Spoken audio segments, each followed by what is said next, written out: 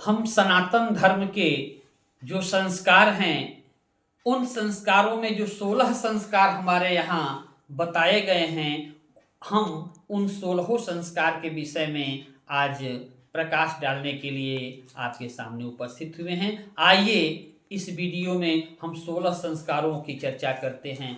जब व्यक्ति गृहस्थ जीवन में प्रवेश करता है तो उसका पहला संस्कार जो होता है, वह गृहस्थ जीवन में व्यक्ति आने के बाद वह बालक जब इस दुनिया में आता है तो वह संस्कार जो है गर्भाधान संस्कार है। पहला संस्कार गर्भाधान संस्कार है, दूसरा संस्कार पुंसवन है, तीसरा सीमंतोन्नयन है, चौथा जात कर्म है, पांचवा नामकरण है, छठा निष्क्रमण है, सातवां अन्नप्राशन है, आठवां चूड़ाकरण है, नौवां विद्यारंभ है, 10वां कर्णवेद है, 11वां यज्ञोपवीत है, 12वां वेदारंभ है, 13वां केशांत है, 14वां समावर्तन है, 15वां विवाह है और अंतिम संस्कार जिसको हम अंत्येष्टि संस्कार के नाम से जानते हैं, यह 16वां संस्कार है।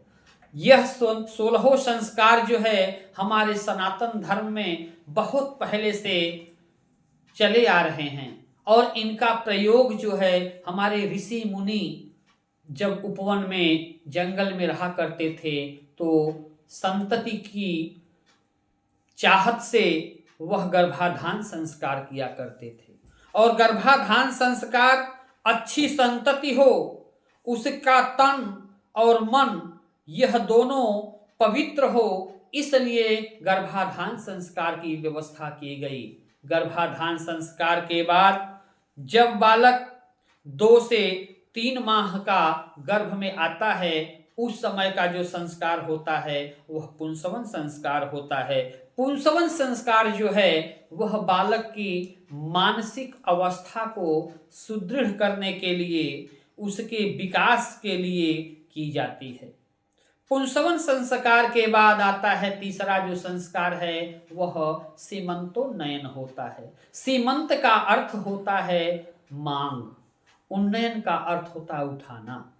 तो सीमंतोन्नयन, जब सीमंतोन्नयन संस्कार में पति अपनी पत्नी की बालों को ऊपर की ओर उठाते हैं और उसमें जो सधवा स्त्रियां होती हैं वह आकर के उस गर्भिणी स्त्री की मांग भरती हैं और मांग भरने का द्योतक क्या है? सौभाग्य की प्राप्ति। वह सोचती हैं कि जो गर्भिणी के गर्भ में गर्भस्थ शिशु है, उस गर्भस्थ शिशु की अकाल मृत्यु न हो, गर्भपात न हो। उस गर्भपात को रोकने के लिए, अकाल मृत्यु से बचाने के लिए सौभाग्यवती स्त्रियों के द्वारा 6 से 8 महीने के भीतर जो है वह सीमंतोन्नयन संस्कार किया जाता है।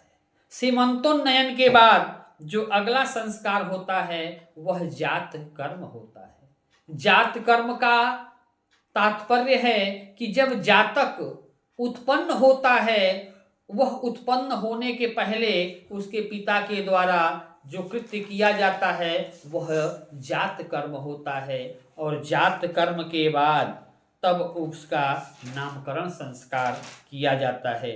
आज हम केवल इन्हीं 4 संस्कारों के विषय में आपको बताए, फिर अगले वीडियो में हम 5 से लेकर के और 8 तक पुनः उन संस्कारों पे चर्चा करेंगे।